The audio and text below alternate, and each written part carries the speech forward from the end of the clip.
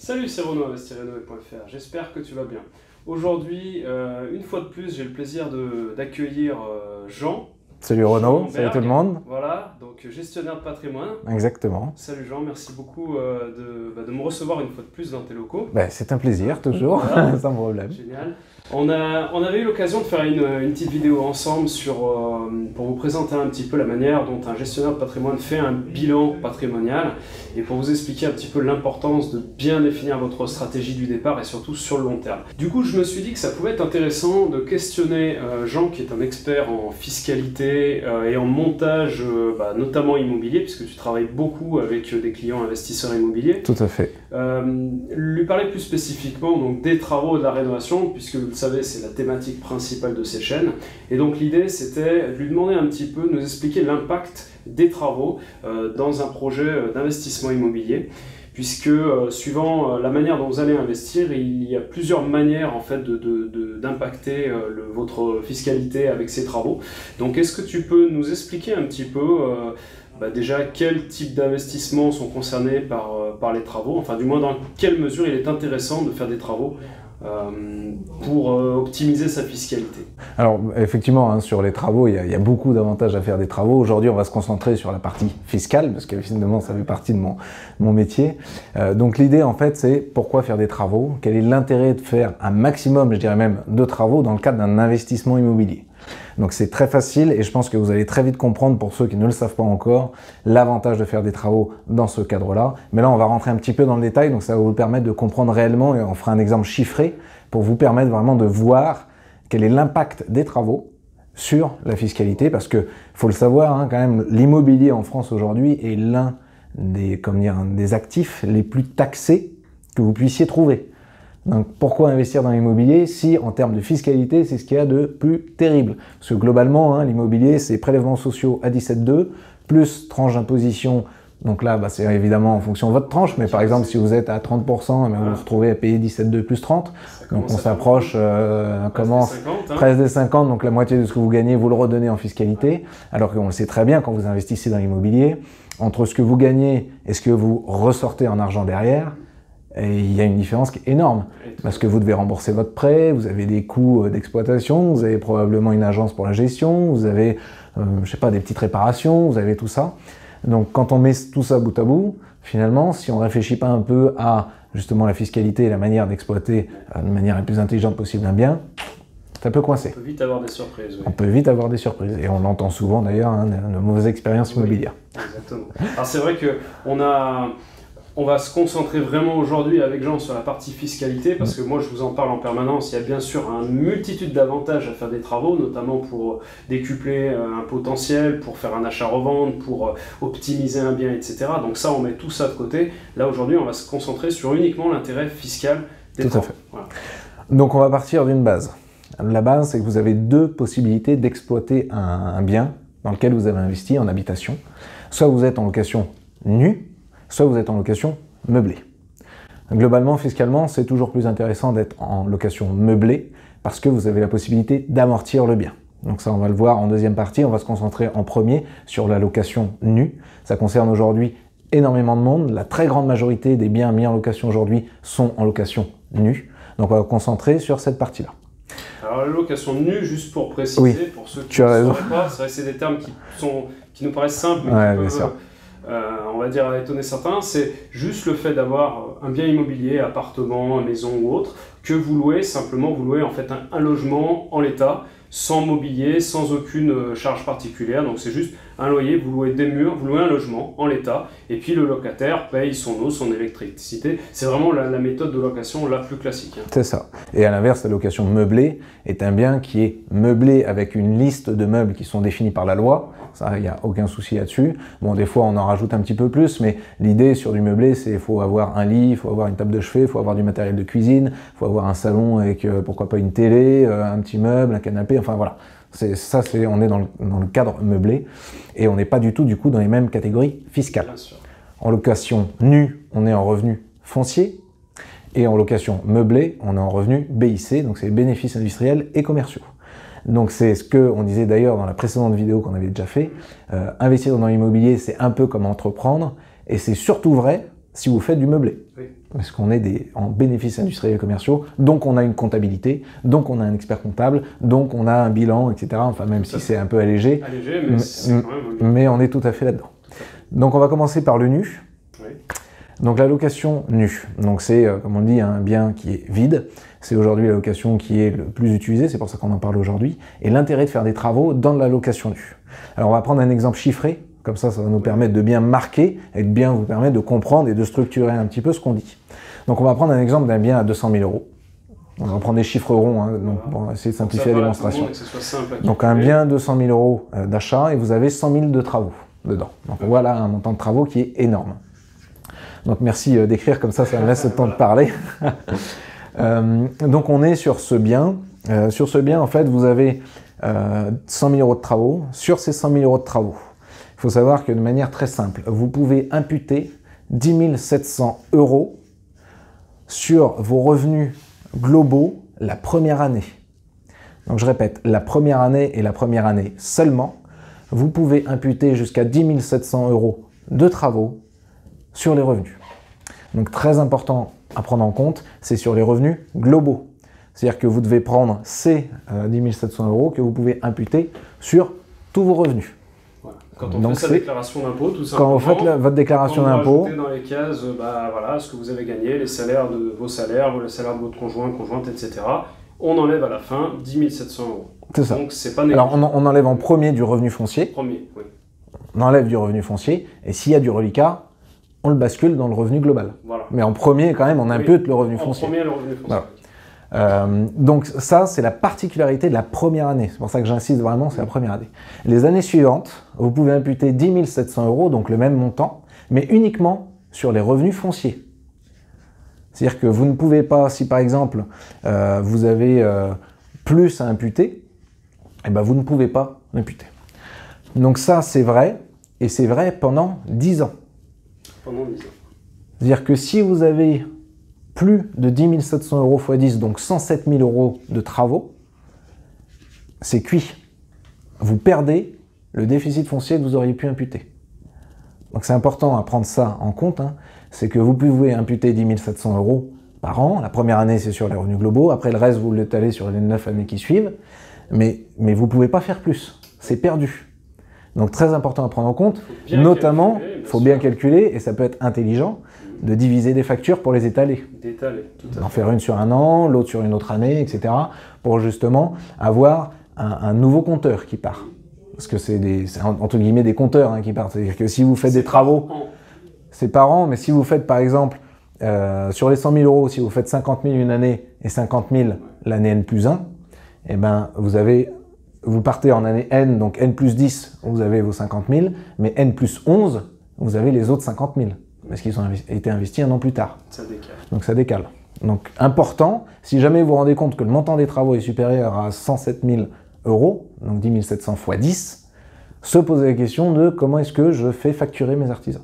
D'accord. Très important. Intéressant ça. Ouais, très important. Okay. Donc voilà. Donc ce qui veut dire, si on parle concrètement, que si vous avez, on prend des chiffres pour que ce soit vraiment facile. Donc là, vous avez 10 700 que vous avez imputé la première année. Ce qui veut dire que ça vous laisse, en gros, sur les 100 000, 90 000 € à imputer. Donc 10 700 €, on va arrondir à 10 000. Hein. C'est-à-dire que pendant 9 ans, vous allez pouvoir imputer vos 10 000 € et vous allez consommer l'ensemble des 100 000 € que vous aviez. Donc très bien.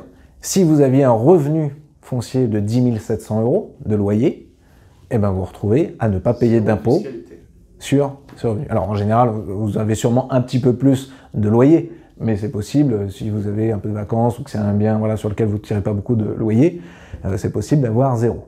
Mais bien prendre en compte, 10 700 € c'est le maximum, vous l'imputez des revenus, et si jamais il y a du plus, eh ben vous payez votre imposition dessus, donc prélèvements sociaux plus impôt sur le revenu. Alors, une petite question, je connais la réponse, mais je la pose parce que certains se la posent peut-être. Si j'ai plusieurs biens immobiliers, et que je fais des gros travaux dans plusieurs biens immobiliers différents, comment ça se passe? C'est ce qu'on appelle des poches, c'est la même chose. Tant pis pour vous. C'est par poche. C'est-à-dire qu'ils ne font pas la différence des biens. Ouais. Vous avez un revenu foncier. Voilà. Par contre, ça veut dire que si vous avez un bien sur lequel vous avez beaucoup de revenus et un bien sur lequel vous avez beaucoup de déficit, eh ben, le déficit que vous pouviez avoir sur un bien vient gommer le revenu de votre autre bien sur lequel vous n'aviez pas de déficit. Donc ça marche dans les deux sens. C'est souvent ce qui se pratique. C'est pour ça que des investisseurs pros, entre guillemets, qui font beaucoup de location nue, et c'est souvent ce qu'on trouve dans des immeubles de rapport par exemple, font en permanence des gros travaux et rachètent des biens pour justement aller gommer le bénéfice que tu peux avoir sur un autre bien qui serait du coup qui serait déjà purgé, quoi, en fait. Exactement. Donc très bonne question, effectivement, ça fonctionne. C'est un pot commun. C'est un pack. C'est un pot commun. Très bien. Donc voilà pour tout ce qui est nu. Donc maintenant on va passer à la notion qui est un petit peu plus compliquée, qui sont les revenus si vous êtes en location meublée. Donc là, meublé, c'est soit LMNP, soit LMP. Donc globalement, si vous êtes en meublé, on applique une règle qui est la règle de l'amortissement. Donc sur la règle de l'amortissement, pour expliquer un petit peu, c'est la dépréciation de la valeur de ce que vous avez investi dans le temps. Alors pour donner un exemple qui est très simple, et là je vais sortir un tout petit peu du meuble, des travaux, je vais parler des meubles. Et les meubles, on considère qu'au bout de 5 ans, ils sont amortis. C'est-à-dire que si vous avez, je dis n'importe quoi, 5 000 € de meubles, et bien tous les ans, on va pouvoir imputer 1 000 €, parce qu'on a dit que c'était sur 5 ans, donc 5 000 divisé par 5. Tous les ans, on va pouvoir enlever 1 000 € de nos revenus. Alors c'est du fictif, hein, c'est de la comptabilité. On enlève fictivement 1 000 € de nos revenus en considérant qu'au bout de 5 ans, il va falloir racheter des meubles. Donc la valeur de nos meubles vaut 0. Sur les travaux, c'est à peu près la même chose. En général, on parle de 10 ans d'amortissement. Donc là, dans notre cas, si on parle de 10 ans, on était à 100 000 € de travaux. Et bien, ça veut dire que tous les ans, on va pouvoir amortir 10 000 €. Donc on va pouvoir comptablement enlever de notre résultat, donc de ce qu'on va déclarer après à l'État, on va pouvoir enlever de notre résultat 10 000 €. Donc ça veut dire que ça nous permet tous les ans, on impute ces 10 000 €. Donc si par exemple vous aviez un bénéfice, donc il faut savoir sur le LMNP, on amortit aussi l'ensemble des coûts d'acquisition du bien. Donc c'est le prix d'achat de l'appartement. Et ça c'est important aussi, parce que c'est le plus important. Sur la location meublée, et c'est la raison pour laquelle fiscalement la location meublée est aujourd'hui le plus intéressant, et on pourrait presque même qualifier ça de niche fiscale. C'est le plus intéressant parce que vous prenez le montant de votre achat, vous prenez le montant des travaux, vous prenez le montant des frais de notaire, vous prenez le montant des frais d'agence, vous prenez le montant des meubles, etc.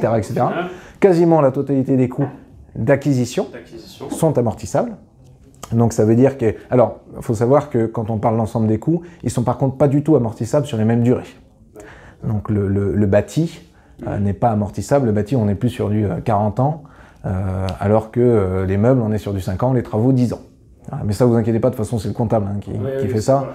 Mais globalement, voilà, vous amortissez l'ensemble des coûts et ça vous permet en fait de sortir au final des résultats qui sont négatifs, en tout cas en général dans les premières années. Ce qui veut dire que là, on peut considérer que, par exemple, si vous aviez 10 700 € de loyer et que vous pouvez amortir, on va donner des chiffres comme ça, hein, vous pouvez amortir sur le prix d'acquisition du bien, etc., hors travaux, comme ça on va faire les travaux à part, vous pouvez amortir 5 000, et on a dit qu'on pouvait nous amortir 10 000 de travaux, et ben vous pouvez amortir 15 000, c'est-à-dire qu'en fait vous êtes à moins 5 000 de résultats. C'est-à-dire que là, moins 5 000, en fait, vous ne l'imputez pas sur des revenus autres, etc. Vous conservez ces moins 5 000 qui viennent s'ajouter à l'année 2. Et si l'année 2, vous faites encore moins 5 000, eh ben vous cumulez, vous êtes à moins 10 000. Et ça se répercute. Etc. Ça veut dire que le jour où vous avez fini d'amortir les meubles, les travaux, etc., eh bien, vous ne payerez de la fiscalité qu'une fois que vous avez consommé le cumul des moins que vous aviez obtenus. C'est pour ça qu'au final, le LMNP reste effectivement la location meublée, même en général, reste effectivement une méthode d'exploitation qui est très très utilisée par les investisseurs, parce qu'effectivement, ça reste très très intéressant fiscalement parlant. On cumule, alors c'est pour ça qu'il y a aussi des personnes qui se posent la question de savoir si ça va durer ou pas. Donc pour l'instant, ça va durer, il n'y a pas de souci. Hein. Mais parce qu'effectivement, c'est un levier fiscal qui est énorme dans l'immobilier. Bien sûr. Moi, j'ai l'habitude de presque dire que c'est une niche fiscale, parce que vous vous retrouvez à ne pas payer d'impôts pendant des années, juste parce que comptablement, vous amortissez des biens. Alors effectivement, sur les travaux, sur le mobilier, c'est vrai, parce qu'il y a une vraie dépréciation. Au bout de 10 ans, potentiellement, on refait peut-être un coup de jeune. Mais par contre, on amortit aussi la valeur du bien. Donc la valeur du bien, lui, pour le coup, a tendance à prendre de la valeur. Mais on l'amortit quand même. Donc on peut se retrouver sur amortir 5, 10, 15 000 euros de valeur de bien qu'on amortit tous les ans, alors que le bien, lui, prend de la valeur au lieu de se déprécier. Donc voilà, donc extrêmement bon, la location meublée. La location nue, très intéressant, parce qu'effectivement, on parle de poche, c'est un pack. Donc si jamais vous avez des revenus qui viennent, qui sont trop importants, des revenus fonciers qui sont trop importants, l'une des solutions, c'est de refaire une acquisition en location nue avec beaucoup de travaux et comme ça, pendant quelques années, vous allez gommer les autres revenus fonciers que vous avez d'autres appartements. Donc voilà, j'espère que ça n'a pas été trop compliqué. Je pense que c'est vrai qu'on est parti sur des exemples, des chiffres simples. Je pense que ça devrait vous parler. C'est pas très compliqué. Après, de toute façon, encore une fois, c'est pour vous faire comprendre toutes ces notions-là. Vous avez un expert comptable qui sera là pour vous aider. Ouais. Vous pouvez vous rapprocher de personnes compétentes qui, justement, vont vous aider dans ces calculs. Mais déjà, c'est bien de savoir que ça existe, justement, pour vous orienter un petit peu. Puis encore une fois, pour définir votre stratégie. Parce que ce qui devient intéressant, et presque ce qui en devient un peu un jeu, entre guillemets, comme dit souvent mon collègue avocat, c'est que... c'est qu'au final, après, ça devient amusant de jouer avec un petit peu toutes ces stratégies pour les cumuler, en fait. Et quand on a un vrai plan de route, on a défini une vraie stratégie, c'est un petit peu ton job, je pense, justement, d'arriver à trouver le prochain investissement, comment on va le monter, justement, pour aller gommer la fiscalité, pour aller optimiser l'ensemble des autres investissements, etc. Bah, tout à fait, quand on construit une stratégie, c'est vrai que en général, les clients me disent « ouais, il faut que je fasse du meublé ». Et je dis, oula, non, pas forcément. Pas forcément. C'est quoi votre patrimoine aujourd'hui? C'est quoi vos sources de revenus aujourd'hui? Quelqu'un qui a 0 en fiscalité, c'est quoi le problème de faire de la location nue s'il ne paye pas d'impôts? Ah oui. Enfin, voilà, donc c'est pas aussi simple que ça, il faut quand même poser des questions et arriver à bien comprendre complètement. Et puis en plus, la personne qui, à la limite, qui voudrait faire du cash flow tout de suite va peut-être être intéressée pour commencer avec du meublé. Mais au final, qui va augmenter son parc immobilier, il va peut-être y avoir un moment où ça va devenir hyper pertinent d'investir dans un petit immeuble de rapport ou dans un bien avec des très gros travaux, justement en location nue, pour aller générer du déficit, pour gommer peut-être certains revenus, etc. Tout à fait. Tout à fait. Typiquement, si un moment, et c'est là on parle notamment de la vision stratégique, vous savez que vous allez avoir une année sur laquelle vous allez être énormément imposé. Parce que vous touchez une prime, parce que vous vendez quelque chose et du coup vous avez de la plus-value, etc., etc. De pouvoir imputer 10 700 € sur ses revenus globaux, c'est pas dégueulasse. C'est pas dégueulasse. Donc c'est qu'un an, hein, mais c'est à pas louper, mais ça peut être un levier. Donc, voilà. Ok, super. J'espère qu'on vous aura pas perdu en route, en tout cas. En tout cas, merci beaucoup Jean, une fois de plus. Pas de souci. Pour ces précisions. Où est-ce qu'on peut te retrouver si les gens... Alors, n'hésitez pas, donc j'ai une chaîne YouTube qui s'appelle, assez simple, Jean Berg, apprenez à gérer votre patrimoine. Super. Et l'idée, c'est que ce soit une chaîne accessible à tout le monde. Ouais. Donc, ne pas hésiter à y aller. Si vous n'avez pas de patrimoine, peu de patrimoine, je vous recommande quand même d'y aller parce que vous allez apprendre plein de choses. Et si vous avez du patrimoine, vous allez voir, c'est normalement suffisamment vulgarisé pour que ce soit accessible vraiment à tout le monde. Donc, n'hésitez pas à aller faire un tour. Ok, super. Et voilà. Donc, tu es gestionnaire de patrimoine sur Lyon. Tout à fait, gestionnaire de patrimoine sur Lyon. Éventuellement te consulter, allez faire un tour sur sa chaîne et puis vous retrouverez facilement ses coordonnées pour le rencontrer. Merci beaucoup. Pensez à vous abonner si ce n'est pas encore fait. Et puis, je vous dis à bientôt pour une prochaine vidéo. Merci à tous.